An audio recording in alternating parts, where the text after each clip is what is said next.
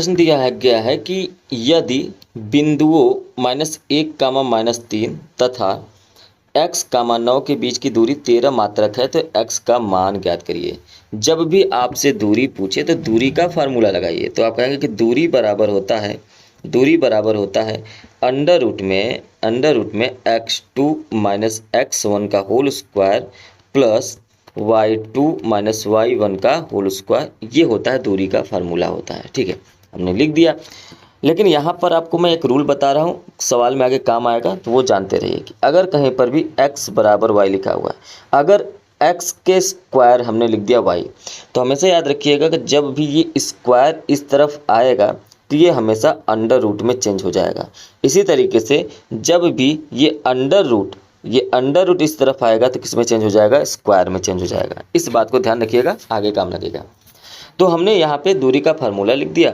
अब बताइए कि ये जो दो बिंदु है तो x1 का मान -1 हो जाएगा और ये y1 का मान -3, ये x2 और ये y2 हो जाएगा।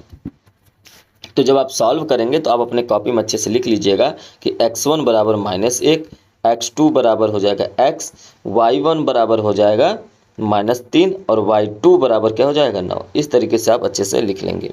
दूरी बराबर ये आपका फॉर्मूला बन गया। ठीक है, अच्छी बात है। अब देखिए आगे क्या करेंगे। दूरी कितना दे रखा है तो कहेंगे जो दूरी दे रखा है वो 13 मात्रक दे रखा है। जो मात्रक में लिखा होता है वही दूरी होता है। तो दूरी की जगह पर हमने लिख दिया 13 बराबर अंडर रूट में सबका मान दिए ही रखा है, x2 - x1 है। x2 का मान कितना है? x है, माइनस x1 का मान कितना है? -1 इसका होल स्क्वायर प्लस y2 का मान कितना है भाई? 9 है, माइनस ये है -3, तो यहाँ पर भी -3 इसका हो जाएगा होल स्क्वायर। इसको आगे सॉल्व करेंगे। 13 बराबर अंडर रूट में ये हो जाएगा x + 1 का होल स्क्वायर प्लस ये माइनस माइनस क्या हो जाएगा? माइनस माइनस प्लस हो जाएगा। तो यहाँ पर हो जाएगा 9 + 3 इसका होल स्क्वायर। अच्छा, ये जो रूल हमने अभी बताया आपको यहाँ पर, इसको ध्यान रखिएगा इस रूल को कि अब देखिए इस अंडर रूट को अगर हम इस तरफ भेजें तो ये क्या हो जाएगा? स्क्वायर में हो जाएगा इस रूल के अकॉर्डिंग। तो ये क्या हो जाएगा? 13 का स्क्वायर बराबर अंडर रूट तो हट गया, x + 1 का होल स्क्वायर प्लस 9 3 12 का स्क्वायर। ठीक है, अब देखिए यहाँ पर 13 का स्क्वायर कितना होता है भैया? कहेंगे 13 का स्क्वायर 169 होता है बराबर x + 1 का होल स्क्वायर। ये जो x + 1 का होल स्क्वायर है, आप कहेंगे सर ये a + b का होल स्क्वायर है तो इसको ओपन कर दीजिए। नहीं, आपको ऐसे प्रश्न में कभी भी इसको ओपन नहीं करना है। ओपन करेंगे द्विघात समीकरण बनेगा, फिर जाकर हल तो हो जाएगा लेकिन बहुत ज़्यादा लंबा हो जाएगा। अगर इसको ओपन नहीं करेंगे तो आपका काम हो जाएगा।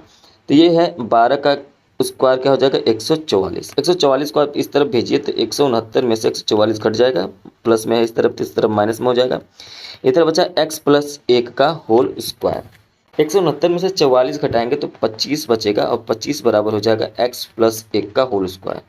अब यही रूल जो आपने यहाँ पर सीखा कि अगर कहीं पर भी स्क्वायर है तो इस तरफ जाएगा तो अंडर रूट में बन जाएगा। तो यहाँ पर प्रश्न में क्या दे रखा है? 25 बराबर x + 1 का होल स्क्वायर। स्क्वायर को हम इस तरफ भेज देंगे तो अंडर रूट में 25 हो जाएगा बराबर में x + 1 बचेगा क्योंकि स्क्वायर इधर चला आया है। तो अंडर रूट 25 हो गया तो ±5 हो जाएगा, x + 1 हो जाएगा। अब यहाँ पे x के दो मान निकलेंगे। ठीक है, एक तो प्लस में एक माइनस में। तो हम लोग क्या करेंगे, पहले +5 को ले लेते हैं बराबर x + 1। ठीक है, और दोबारा ले लेते हैं -5 बराबर x + 1। हल कर लेते हैं तो 5 - 1 बराबर x हो जाएगा और यहाँ पर 4 बराबर x, मतलब x का जो मान आ गया वो कितना आ गया? 4 आ गया।